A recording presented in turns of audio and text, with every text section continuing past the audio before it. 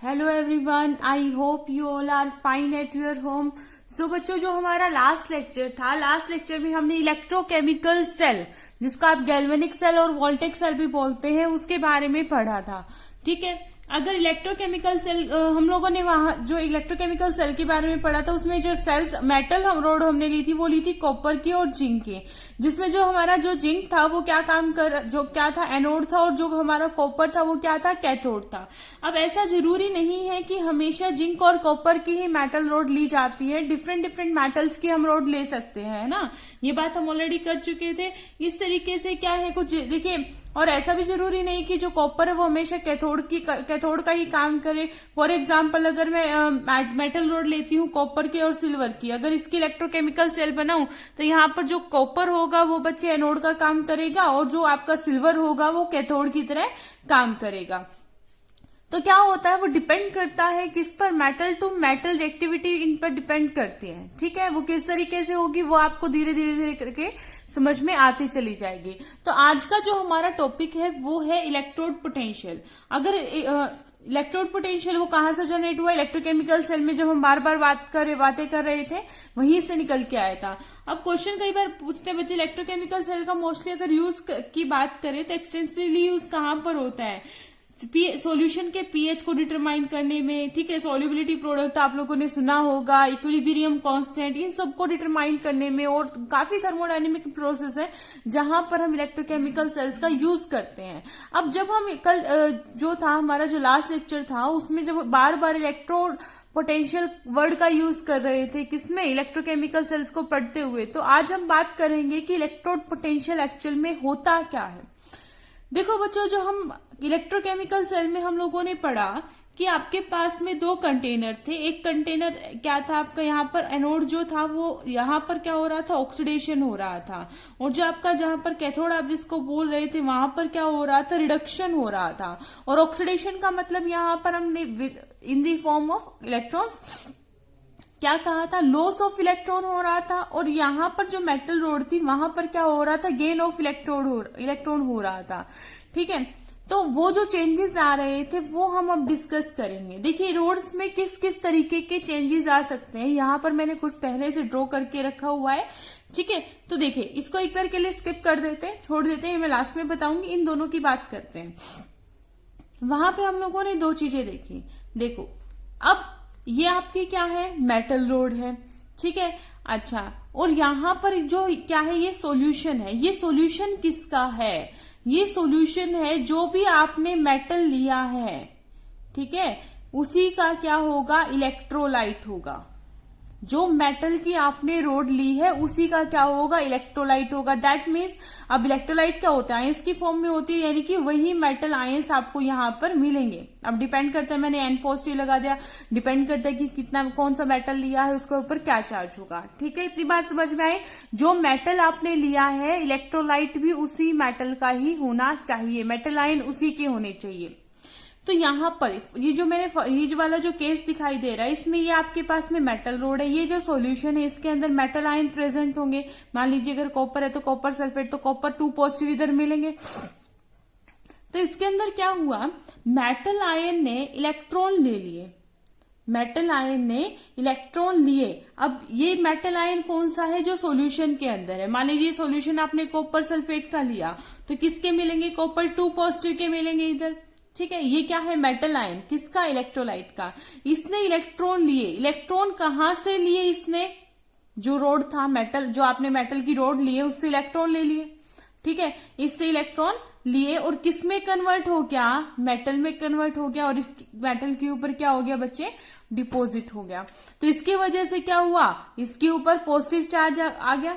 Electron यहां से जा रहे हैं ना, कैसे जा रहे थे आपको पता ही है, वहां जिंक से आ रहे थे इलेक्ट्रॉन इसके पास में। ठीक है, अच्छा, क्या किया इसने, इलेक्ट्रॉन लिए, मेटल में कन्वर्ट हो गया, जो रोड है उसके ऊपर क्या आ गया, पॉजिटिव चार्ज आ गया। इलेक्ट्रॉन गेन किए तो क्या कहलाएगा, वो रिडक्शन कहलाएगा। पॉजिटिव चार्ज आया मेटल इलेक्ट्रोड के ऊपर। तो पहला केस आपके पास में बनता है ये। दूसरा केस क्या बनता है कि जो आपके पास में ये भी क्या है, मेटल रोड है, उसी मेटल का आयन का क्या होगा, लाइक आपने जिंक लिया था तो जिंक सल्फेट ले सकते हैं ना, यानी कि जो मेटल लिया उसी का आपने क्या लिया बच्चे, इलेक्ट्रोलाइट लिया।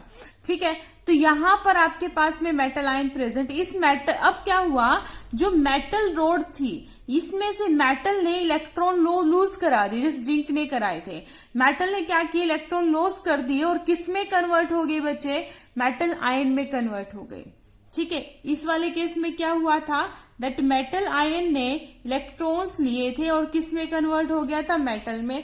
और इसमें क्या हुआ, मेटल ने इलेक्ट्रॉन लॉस किए और किस में कन्वर्ट हो गया, किस में कन्वर्ट हो गया बच्चे, मेटल आयन में कन्वर्ट हो गया। तो यहां से क्या हुआ, यहां पर जब इलेक्ट्रॉन गेन हुआ तो वो तो इस रोड के ऊपर डिपॉजिट हो गया, और यहां से मेटल ने जब इलेक्ट्रॉन लूज किए तो वह कहाँ चला जाएगा, सॉल्यूशन के अंदर चले जाएंगे। ठीक है, तो यहां पर हो क्या रहा है, देखो अब इसकी वजह से इसने क्या किया, मेटल ने इलेक्ट्रॉन लूज किए, इस मेटल ने इलेक्ट्रॉन लूज किए, किसको लूज किए, इस रोड को, इस मेटल की इलेक्ट्रोड को लूज किए, तो इसको इलेक्ट्रॉन मिले, तो इस इलेक्ट्रोड के ऊपर क्या आ गया, नेगेटिव चार्ज। यहां पर इलेक्ट्रोड के ऊपर क्या आया, पॉजिटिव चार्ज। और इस सॉल्यूशन के अंदर क्या चार्ज रहा है, नेगेटिव, है ना, क्योंकि सॉल्यूशन ने क्या किया, इलेक्ट्रॉन लिए हैं, तो सॉल्यूशन के ऊपर क्या आया, नेगेटिव चार्ज आ गया। और यहां पर इसने क्या किया बच्चे, मेटल ने इलेक्ट्रॉन लूज किए तो रोड को किए ना, रोड को किए तो रोड के ऊपर तो क्या है, नेगेटिव चार्ज है। और इस सॉल्यूशन के ऊपर Mn पॉजिटिव, यानी कि सॉल्यूशन में क्या है, पॉजिटिव चार्ज है। समझ में आ रही है इतनी बात, यानी कि इस तरीके से जो इलेक्ट्रॉन का ट्रांसफर और गेन हो रहा है, विद किसके बीच में लॉस और गेन हो रहा है, ये मेटल रोड और सॉल्यूशन के आयन के बीच में। दोबारा सुनो, ये जो गेन ऑफ इलेक्ट्रॉन और ये जो लॉस ऑफ इलेक्ट्रॉन हो रहा है, ये किस किस के बीच में हो रहा है, ये हो रहा है मेटल और मेटल आयन के बीच में। आयन कहां पर है, सॉल्यूशन के बीच, सॉल्यूशन के अंदर जो आयन प्रेजेंट है उन्हीं के बीच में लेन देन हो रहा है। और यही किसे क्या देखने को मिला कि रोड, पहले इस केस में तो रोड के ऊपर पॉजिटिव चार्ज और सॉल्यूशन पे नेगेटिव चार्ज, और इस केस में क्या है, रोड के ऊपर नेगेटिव चार्ज और सॉल्यूशन के ऊपर पॉजिटिव चार्ज। तो इस तरीके से क्या हुआ, because of the positive and negative charges किसके बीच में, with respect to the metal and the solution, तो क्या हो गया, इनके बीच में, मेटल और सॉल्यूशन के बीच में एक पोटेंशियल डिफरेंस जनरेट हो गया बच्चे, पोटेंशियल डिफरेंस डेवलप हो गया। ठीक है, और इसी पोटेंशियल डिफरेंस को हम क्या कहते हैं, इलेक्ट्रोड पोटेंशियल कहते हैं। आई होप आपको ये बात समझ में आई कि मेटल और मेटल आयन के बीच में, जो मेटल आयन कहाँ पे प्रेजेंट है, सॉल्यूशन के मेटल आयन, उनके बीच में ये जो चार्ज जनरेट होता है, इसकी वजह से इनमें पोटेंशियल डिफरेंस क्रिएट हो जाता है, और इसी को हम क्या बोलते हैं, इलेक्ट्रोड पोटेंशियल बोलते हैं। ठीक है, तो अगर मैं इसको डिफाइन करूं तो कह सकती हूं that the tendency of N electrode, the tendency of an electrode is to lose or to gain electrons when in contact with the solution,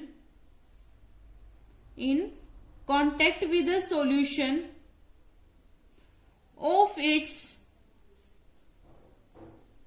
own ions. देखो मैं यहां पर मेंशन करी खुद के आयन के साथ में, यानी कि यहां पर आपने जो क्या लिया है, सॉल्यूशन लिया है, वो उसी के मेटल आयंस का होना चाहिए। Is cold electrode potential. ठीक है, अच्छा, ये तो केस कब था, जब आपका जो मेटल होता है वो कब क्या होता है, रिएक्टिव होता है, और तब वो अपने मेटल सॉल्यूशन आयन के साथ में किस तरीके से बिहेव करता है। और बच्चे ये जो चीजें हैं ये किस कब जनरेट होती है, जब हम इनमें क्या करते हैं, इनको कनेक्शन करते हैं, यानी कि आपकी पूरी इलेक्ट्रोकेमिकल सेल कॉन्स्टिट्यूट होती है। ठीक है, अच्छे से कॉन्स्टिट्यूट हो जाती है। ये क्या है, मैंने आपको सेपरेट करके समझाने की कोशिश की है। कुछ केसेस ऐसे होते हैं, देखो यहां पर मैं बात कर रही हूं, ये आपका मेटल है, ठीक है, ये आपका मेटल की इलेक्ट्रोड है, और ये सॉल्यूशन है। सॉल्यूशन के अंदर क्या प्रेजेंट है, उसी मेटल के आयंस, है ना, जैसे मैंने अगर कॉपर लिया तो कॉपर सल्फेट की मिलेंगे, तो कॉपर 2 पॉजिटिव है, यानी कि उसी मेटल के आयंस। देखो अब यहां पर इसी मेटल आयन ने क्या किया था, इलेक्ट्रॉन गेन किए थे, या मेटल आयन में यहां पर सॉल्यूशन के मेटल आयन को बोल रही हूँ, याद रखिएगा। इस केस में क्या हुआ था कि मेटल आयन ने इलेक्ट्रॉन गेन किए थे, इस केस में क्या हुआ था, मेटल, सॉरी इस केस में हाँ जी सही सही बात करें। और यहां पर क्या हुआ था, मेटल ने इलेक्ट्रॉन लूज करके मेटल आयन जनरेट किया था, राइट। अब यहां पर क्या हो रहा है कि जो मेटल आयन सॉल्यूशन के अंदर प्रेजेंट है वो इलेक्ट्रोड के पास में आए, बट जो इलेक्ट्रोड है यहाँ पर, ये जो मेटल का आपने जो इलेक्ट्रोड लिया है इसके अंदर ना तो कोई गेन ऑफ इलेक्ट्रॉन हुआ, ना ही कोई लॉस ऑफ इलेक्ट्रॉन हुआ। मतलब इस इलेक्ट्रोड ने इस सॉल्यूशन के अंदर जो आयन प्रेजेंट है उससे किसी भी तरीके की रिएक्शन नहीं की, ना तो गेन हुआ ना ही कोई लॉस हुआ। ये किस वजह से हुआ होगा, ये किसकी, देखो मेटल आयन आने की कोशिश करें, यानी कि यहाँ पर आपका जो मेटल है वो कैसा है, नेचर में इनर्ट है। कैसा है बच्चे, इनर्ट इन नेचर है। तो अगर आपका इलेक्ट्रोड कैसा है, इनर्ट है, तो वो क्या करते हैं, जो है इन चीजों में पार्टिसिपेट नहीं करेगा। तो इलेक्ट्रोड आपकी कैसे, ग्रेफाइट की हो सकती है, ठीक है। ग्रेफाइट के जो हम इलेक्ट्रोड होते हैं वो किसके होते हैं, कैसे होते हैं, इनर्ट होते हैं, हाइड्रोजन के होते, हाइड्रोजन के नहीं कह सकते, रेफरेंस इलेक्ट्रोड हम हाइड्रोजन के बारे, हाइड्रोजन को लेके चलते हैं, ठीक है। ग्रेफाइट का इलेक्ट्रोड होता है, प्लैटिनम का होता है, ठीक है, हाइड्रोजन का नहीं कहेंगे, प्लैटिनम का इलेक्ट्रोड होता है। तो ये जो आपके इलेक्ट्रोड होते हैं ये क्या होते हैं, इनर्ट होते हैं। ये कि कब चाहिए होते हैं हमें, जब हमें क्या रखना है, अपने इलेक्ट्रोड को रिएक्ट नहीं करने देना है सॉल्यूशन के साथ में, ठीक है। ये जो थर्ड केस मैं आपको बताया ये वो वाला था, ठीक है।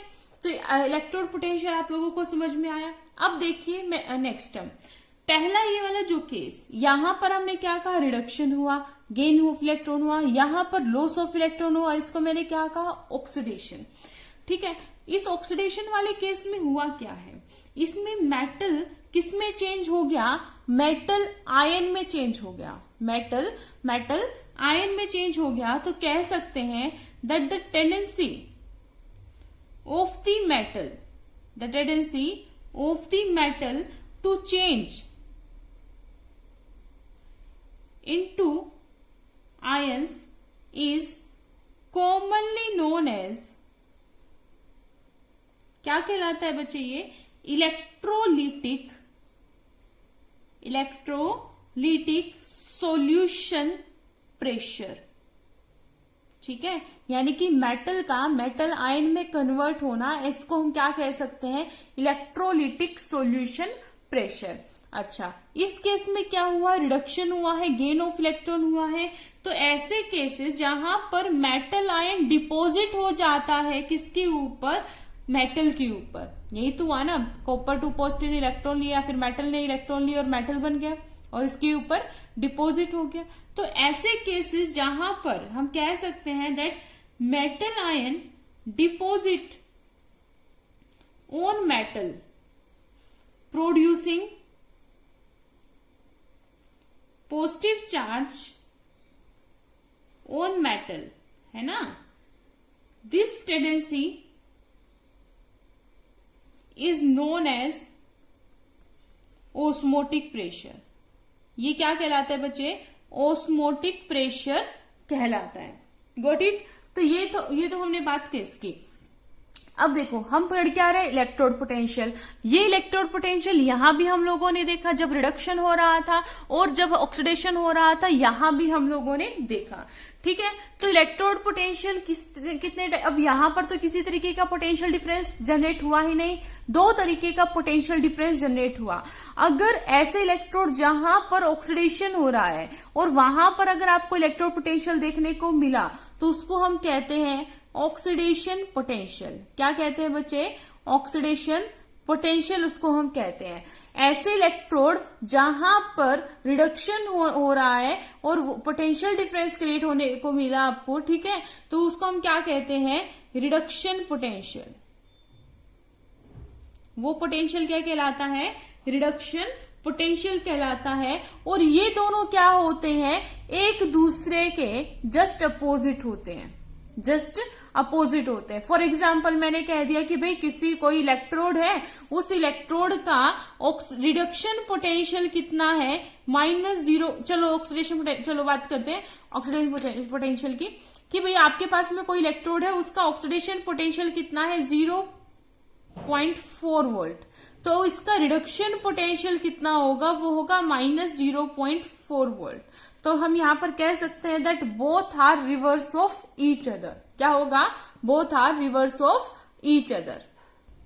अब जो आप सॉल्यूशन ले रहे हैं इलेक्ट्रोड की, ठीक है, आपने जो इलेक्ट्रोड का जो सॉल्यूशन इलेक्ट्रोड लिया है सॉल्यूशन के अंदर, अगर उसकी कुछ वैल्यूज को फिक्स कर दिया जाए, that means if the electrode is suspended, if electrode is suspended in 1 molar solution, in 1 molar solution at 298 Kelvin, that is 25 degree Celsius. यानी कि जो इलेक्ट्रोड है उसको रखा गया है किस सॉल्यूशन में, उसकी जो मोलैरिटी है यानी कि उसकी जो कंसंट्रेशन है वो कितनी हो, 1 मोलर हो, 1 मोलैरिटी हो, टेम्परेचर क्या हो, 298 केल्विन हो। तो ऐसा, तो वहां देखो इलेक्ट्रोड पोटेंशियल तो वहां भी जनरेट हो जाएगा ना, लेकिन वहां पर हमने कंसंट्रेशन और टेम्परेचर फिक्स कर दिया है ना, नॉर्मल टेम्परेचर प्रेशर वगैरह ले लिए हम लोगों ने, यानी कि उसकी कंसंट्रेशन और टेम्परेचर को हमने क्या कर दिया, फिक्स कर दिया। लेकिन इलेक्ट्रोड पोटेंशियल तो जनरेट होगा ही because of the metal ion present in solution and the electrode. ठीक है, तो ऐसे, तो इनको हम क्या कहते हैं, इनको हम कहते हैं is called standard electrode potential, standard electrode potential. ठीक है, अच्छा, कई बार क्या होता है कुछ केसेस में जो हमारे इलेक्ट्रोड पोटेंशियल होते हैं उनमें गैस का भी इन्वॉल्वमेंट होता है। किसका इन्वॉल्वमेंट होता है? गैस का भी इन्वॉल्वमेंट होता है। जैसे कि जो हमारा नेक्स्ट टॉपिक होगा वो उसी के ऊपर होगा, रेफरेंस इलेक्ट्रोड के ऊपर, जहां पर हम हाइड्रोजन गैस को लेकर चलेंगे। तो कहते हैं इफ गैस इन्वॉल्व, अगर ऐसे केसेस जहां पर आपके इलेक्ट्रोड में गैस का इन्वॉल्वमेंट हो रहा है तो वहां पर हम कंसंट्रेशन वर्ड यूज नहीं करते, आपको पता है, वहां पर हम प्रेशर लेके चलते हैं। तो प्रेशर कितना हो, 1 एटमॉस्फेयर हो, और टेम्परेचर कितना हो, 298 केल्विन हो, तो भी वो क्या कहलाता है, स्टैंडर्ड इलेक्ट्रोड पोटेंशियल कहलाता है। ठीक है, आपका जो इलेक्ट्रोड पोटेंशियल होता है किसी भी सेल का, ठीक है, वो क्या, इसको हम कैपिटल ई से रिप्रेजेंट करते हैं, ई सेल। ठीक है, लेकिन अगर वो स्टैंडर्ड इलेक्ट्रोड पोटेंशियल है, यानी कि आपने क्या कर दी, कंडीशंस फिक्स कर दी, तो उसको हम रिप्रेजेंट करते हैं ई नोट से, E naught of cell. That means कि अगर आपका जो सेल है वो 1 मोलर पे है एट इस टेम्परेचर पे, तो वो स्टैंडर्ड है। लेकिन उसकी कंसंट्रेशन कुछ और है, किसी और टेम्परेचर पे है, तो आप उसको क्या कहेंगे, नॉर्मल इलेक्ट्रोड पोटेंशियल कहेंगे। Got it? अच्छा, तो यहां से आपको ई सेल और ई नोट सेल के बारे में समझ में आया होगा। ठीक है, अच्छा, अब बात आती है कि इनको हम सेल्फ, अच्छा, इसके बाद में एक छोटा सा टॉपिक और आता है विच इज सेल्फ पोटेंशियल। तो इलेक्ट्रोड पोटेंशियल आपको क्लियर हो गया, स्टैंडर्ड इलेक्ट्रोड पोटेंशियल भी क्या है आपको क्लियर हो गया होगा, राइट। तो उसके बाद में आता है सेल्फ पोटेंशियल और ईएमएफ ऑफ ए सेल, यानी कि आपने क्या निकाल लिया, इलेक्ट्रोड पोटेंशियल तो निकाल लिया, अब इस इलेक्ट्रोड पोटेंशियल का ईएमएफ कैसे निकालेंगे। तो उससे पहले एक छोटी सी डेफिनेशन आती है, क्या टॉपिक है आपका, सेल्फ पोटेंशियल, या फिर आप इसको क्या कह सकते हैं, EMF of a cell. EMF की फुल फॉर्म होती है इलेक्ट्रोमोटिव फोर्स। क्या होती है? Electromotive force. अगर मैं इसको डिफाइन करूं तो ये कह सकती हूं that it is defined as the difference between the electrode potential of 2 half cells constituting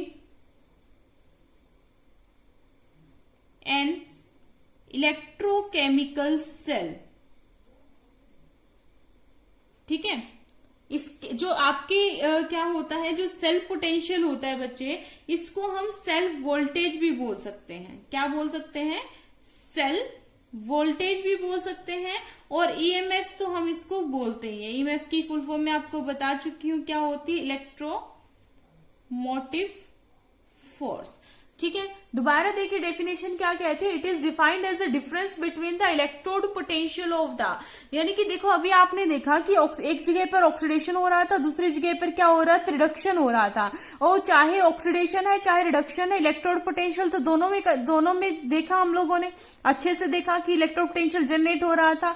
तो दोनों, अब ये दोनों मिलके ही तो क्या करते हैं, एक इलेक्ट्रोकेमिकल सेल कॉन्स्टिट्यूट करते हैं। अगर मैं सिर्फ आधे की बात करती हूँ तो वो एक कंप्लीट सेल नहीं होती, वो सिर्फ हाफ सेल होती है, और हाफ सेल काम नहीं करती है, ठीक है। फॉर एग्जाम्पल अगर आपने क्या कर दिया, आप रिमोट में सेल डालते हैं, ठीक है, अगर आप उस सेल का सिर्फ एक हिस्सा ही रिमोट से कनेक्ट करें, दूसरा वाला हिस्सा बाहर लगाएंगे, तो क्या वो रिमोट काम करेगा? नहीं ना, उसके लिए दोनों कनेक्शन क्या होते हैं, जरूरी होते हैं, क्योंकि एक तरफ एक कैथोड का काम करता है, एक एनोड का काम करता है। तो ऐसे ही ये वाला जो हाफ हिस्सा है, चाहे इस ऑक्सीडेशन वाले की बात करें, चाहे एक तरफ जो रिडक्शन हो रहा है, चाहे आप उसकी बात कर रहे हैं, तो दोनों ही केसेस में क्या होते हैं बच्चे, अगर आप हाफ पार्ट की बात करें तो वो हाफ सेल कहलाती है, ठीक है। तो क्या कहता है कि आप देखो ऑक्सीडेशन है या रिडक्शन है, ऑक्सीडेशन पोटेंशियल, रिडक्शन पोटेंशियल, दोनों तरफ पोटेंशियल डिफरेंस जनरेट हुआ है, तो उनका जो डिफरेंस होता है उनको हम क्या कहते हैं, सेल पोटेंशियल कहते हैं या ईएमएफ ऑफ सेल कहते हैं, ठीक है।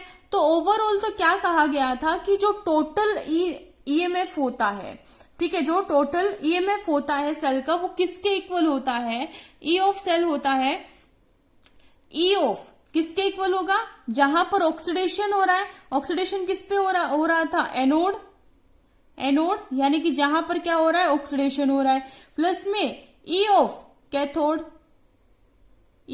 कैथोड, जहां पर क्या हो रहा है बच्चे, रिडक्शन हो रहा है, राइट। क्या कहा मैंने कि जो टोटल ईएमएफ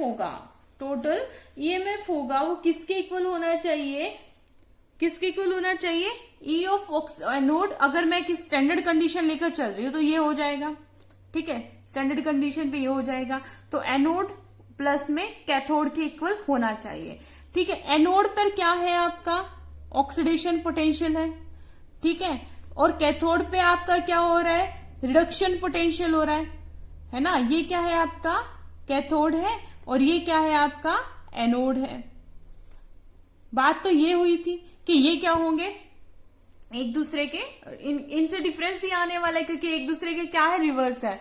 बट क्वेश्चन, दिक्कत क्या आई, दिक्कत ये आई कि आप खुद बताइए, ये तो है ऑक्सीडेशन से रिलेटेड टर्म, ये है रिडक्शन से रिलेटेड टर्म, क्या आप दो डिफरेंट काइंड ऑफ टर्म को एड अप कर सकते हैं? खुद बताइए, क्या आप दो डिफरेंट काइंड ऑफ टर्म्स को एड अप करके रिजल्ट दे सकते हैं क्या? नहीं दे सकते। मतलब ये आपकी लेंथ है और ये क्या है, आपका टाइम है, इनको कैसे एडअप करेंगे? क्या 5 सेकेंड और 5 किलोमीटर को ऐड करके आप 10 किलोमीटर बोल सकते हैं? नहीं बोल सकते ना। यानी कि इन दोनों को किसी एक फिक्स्ड एक ही टर्म में हो तो ही तो हम क्या निकाल सकते हैं, एक रिजल्ट निकाल सकते हैं। क्या निकाल सकते हैं, रिजल्ट निकाल सकते हैं। ये तो नहीं है ना कि दोनों डिफरेंट डिफरेंट है और आपने बस ऐड कर दिया।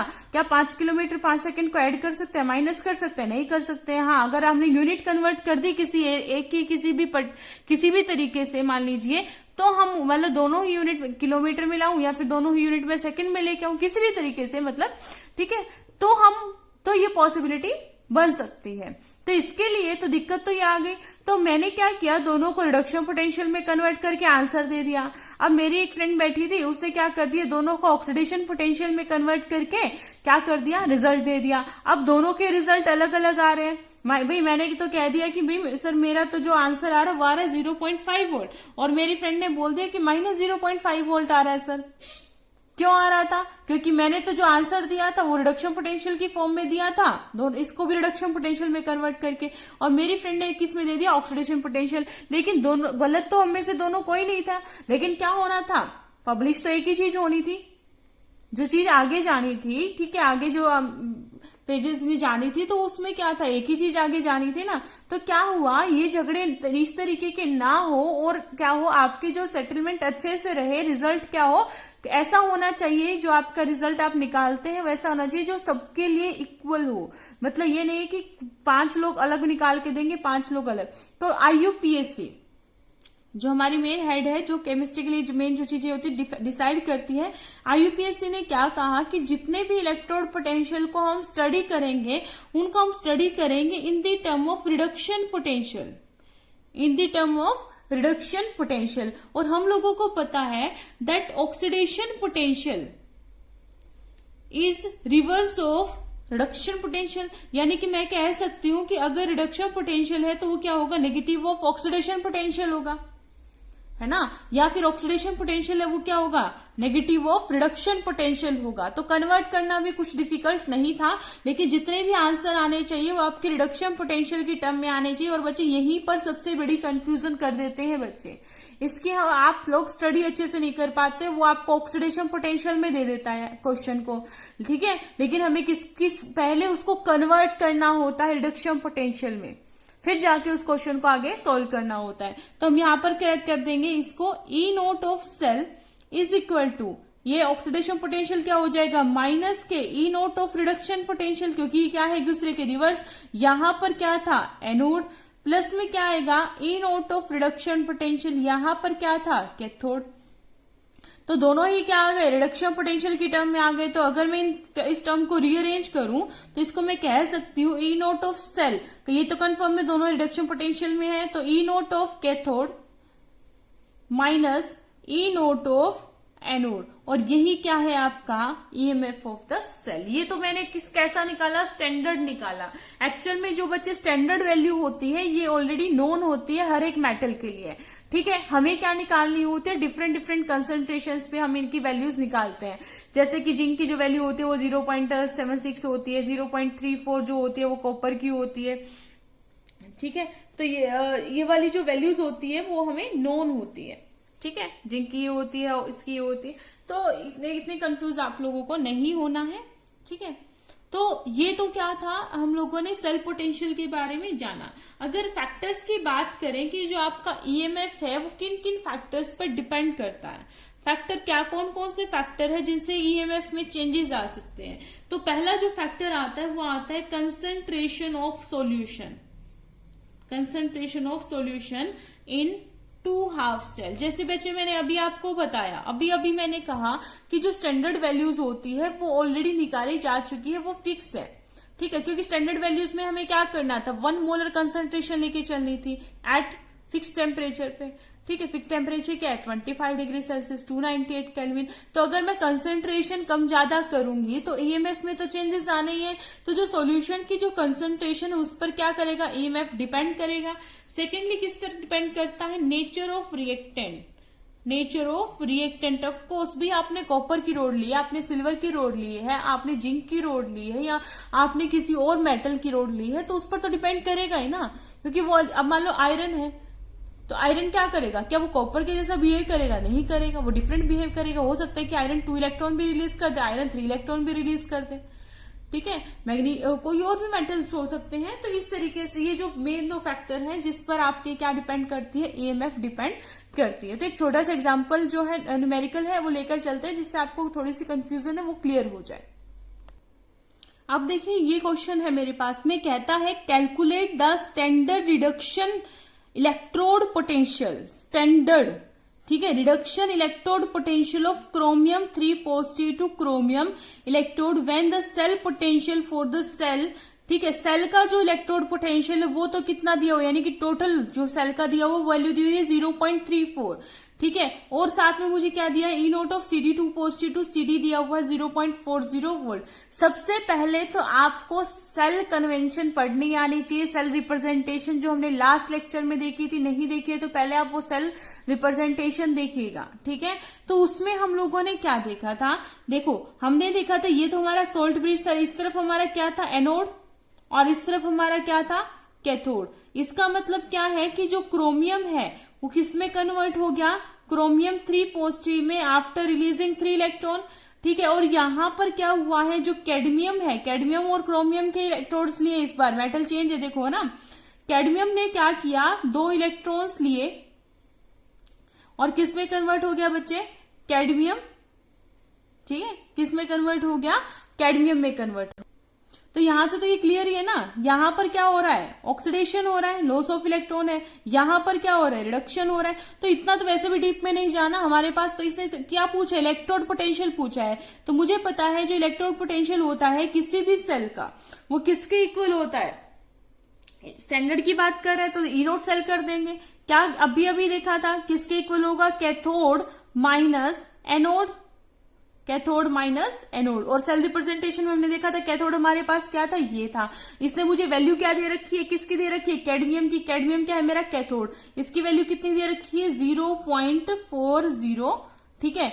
माइनस के एनोड की वैल्यू इसने पूछ रखी है हमसे, किसकी वैल्यू पूछी है, क्रोमियम 3 पॉजिटिव से क्रोमियम के एनोड की वैल्यू पूछी है। गिवन किसकी है, टोटल दे रखी है 0.34। बस सिंपली मुझे क्या करना है, ई नोट ऑफ एनोड यहां से फाइंड आउट करना था। ये इधर चला जाएगा, 0.40 माइनस 0.34। जब इसको माइनस करेंगे तो वैल्यू क्या आ जाएगी। हाँ, एक छोटी सी बात और, वो छोटी सी बात क्या है कि देखिए कि आपको बस यहां पर साइन का जरूर ध्यान रखना है। कई बार क्या है, वो यहां पर जो आपको वैल्यू देगा ना, यहां पर जो वैल्यू प्रोवाइड कर सकता है, कैडमियम 2 पॉजिटिव इज 0.40, ये सॉरी यहां पर माइनस है, ठीक है। ये दे सकता है आपको 0.40 दे सकता है यहां पर ये वैल्यू, ठीक है। तो यहां पर ये क्या हो रहा है, ऑक्सीडेशन हो रहा है। लेकिन आप जितनी भी वैल्यूज निकालते हैं वो किस फॉर्म में निकालते हैं, रिडक्शन पोटेंशियल की फॉर्म में निकालते हैं, ठीक है। तो पहले इस ई नोट को आपको कन्वर्ट करना होता है रिडक्शन की फॉर्म में, यानी कि CD2 पॉजिटिव से CD। अब देखिए क्या हो रहा है, रिडक्शन यानी कि 2 पॉजिटिव इलेक्ट्रॉन गेन किए। अब ये वैल्यू, अब आपको पता है ऑक्सीडेशन पोटेंशियल से रिडक्शन पोटेंशियल में कन्वर्ट करने के लिए क्या लगाना है, नेगेटिव ऑफ 0.40।